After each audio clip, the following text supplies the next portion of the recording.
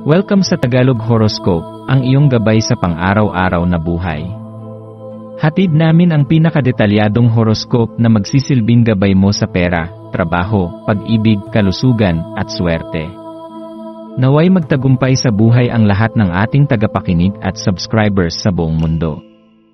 Maraming salamat sa pag-subscribe at tanggapin ang siksik, liglig, at umaapaw na biyayang hatid ng Tagalog Horoscope. Ito ang iyong pang-araw-araw na horoscope para sa Aquarius, para sa Marso 24, 2025. Ngayong araw ay inaanyayahan ka na yakapin ang marahang pag-unfold ng iyong mundo. Ang Marso 24 ay may hatid na pakiramdam ng tahimik na pag-asa, isang paalala na natural kang naniniwala sa pagbabago at pag-usad. Sa paglalakbay mo sa mga pangyayari ng iyong araw, mahalagang pagtuunan ng pansin ang maliliit na sorpresa na maaaring magdala ng bagong pananaw sa iyong buhay.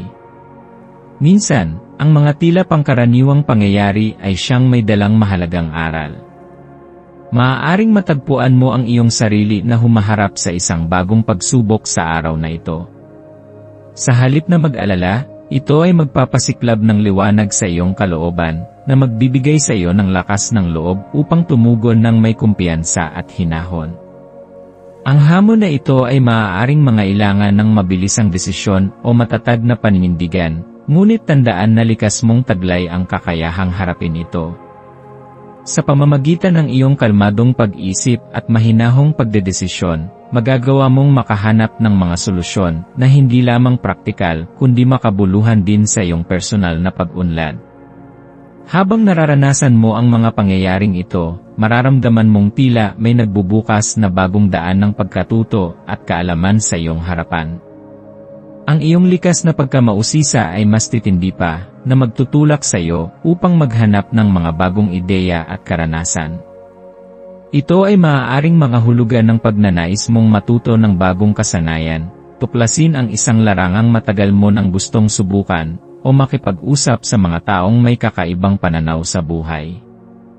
Ang pagsunod sa udyok na ito ay maaaring magdala sa iyo ng mga natatanging kasagutan na makakatulong sa iyong espiritual na paglalakbay. Ang katahimikan na mararamdaman mo sa araw na ito ay tila isang kanlungan para sa iyong puso at isipan. Ito ay isang magandang pagkakataon upang pagnilayan ang iyong mga pangarap, layunin, at mga hakbang na kinakailangan upang maabot ang mga ito. Sa gitna ng katahimikan ay matatagpuan mo ang kalinawan na kinakailangan upang maunawaan kung alin sa iyong mga plano ang dapat unahin at kung ano ang nararapat mong iwanan sa nakaraan. Ito rin ay magandang araw upang makipag-ugnayan sa iyong sarili, alamin kung ano ang tunay na nagpapaligaya sa iyo at kung paano mo ito maisasakatuparan. Sa aspeto ng iyong mga relasyon, maaaring magkaroon ng pagkakataon upang mas mapalalim ang koneksyon mo sa mga mahal sa buhay. Ang simpleng paglalaan ng oras upang makinig sa kanilang mga saloobin ay maaaring magbigay ng kapayapaan sa inyong samahan. Kung may hindi pagkakaintindihan o hindi malinaw na komunikasyon sa pagitan niyo ng isang mahal sa buhay, ito ang tamang panahon upang magpatawad, umunawa, at magbigay ng pagkakataon sa mas maayos na pag-uusap.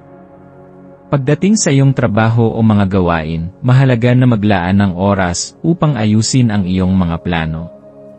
Maaaring may mga detalyeng hindi mo pa nabibigyang pansin na ngayon ay nangangailangan ng iyong atensyon.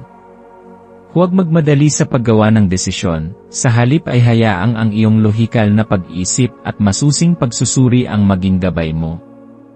Sa ganitong paraan, mas mapapadali mong makikita ang mga oportunidad na maaaring magdala sa iyo ng tagumpay. Sa larangan ng kalusugan, pinapayuhan kang maglaan ng oras upang alagaan ang iyong katawan at isipan. Ang simpleng paggawa ng mga aktibidad na nagbibigay ng kapayapaan, tulad ng paglalakad sa kalikasan, pagninilay, o pakikinig ng musikang nagpapakalma, ay maaaring maging daan upang muling mabalanse ang iyong enerhiya.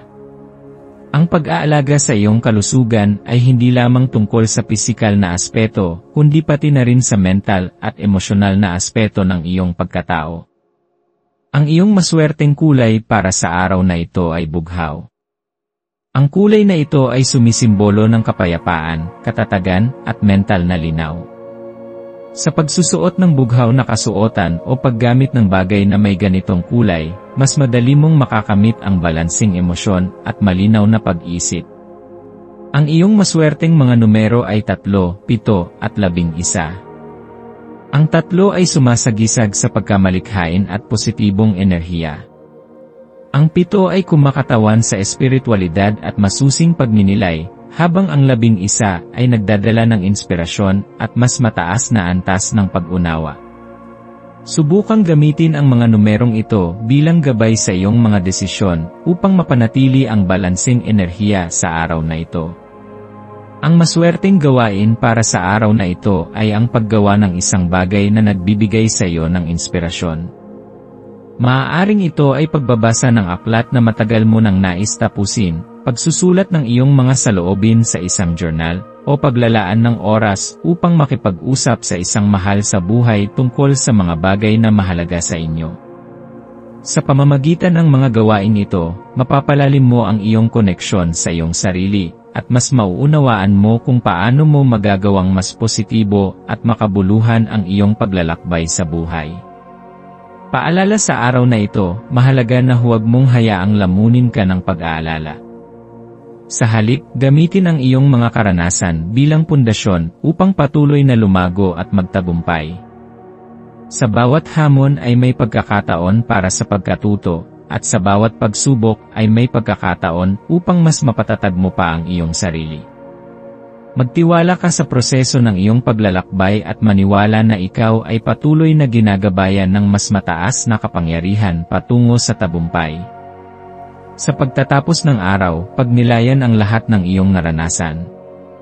Maglaan ng sandali upang magpasalamat sa mga biyayang natanggap mo, gaano man ito kaliit. Ang pagpapahalaga sa kasalukuyan ay magbibigay sa iyo ng inspirasyon upang patuloy na magpunyagi sa hinaharap. Tandaan, ikaw ay may kakayahang harapin ang anumang pagsubok at bawat hakbang na ginagawa mo ay isang tagumpay sa sarili nito.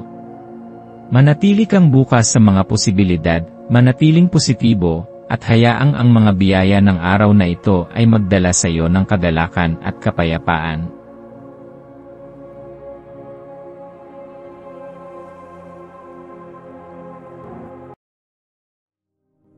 Tayo ay magkaroon ng kaunting sandali upang ipagdasal ang lahat ng mga dalangin ng ating mga subscribers, na sana'y matamo nila ang kanilang mga pinapangarap sa buhay, magandang trabaho, mabuting kalusugan, payapa at masayang pamumuhay, at siksik, liglig at umaapaw na biyaya at kayamanan. Ipinagdarasal namin ng mataimtim ang lahat ng mga komento sa nakaraang video, at hinihiling namin, Panginoon, na pagpalain mo ang ating mga subscribers ng masayang buhay sa mundong ibabaw. Maraming salamat po. Maaari kayong mag-subscribe sa aming channel na Daily Prayer, kung saan nag-a-upload kami ng pang-araw-araw na Catholic Gospel Readings, Reflections, at Daily Rosary Reading para sa lahat ng misteryo ng araw. Tulungan ninyo kaming buuin ang community na ito at mag-subscribe na. Ang link ay nasa description box. Maraming salamat sa panonood ng iyong horoscope ngayon araw. Naway gabayan ka ng mga bituin sa iyong landas. Huwag kalimutang mag-like, share, at subscribe para sa iba pang cosmic na kaalaman. Hanggang sa muli, manatiling konektado sa universo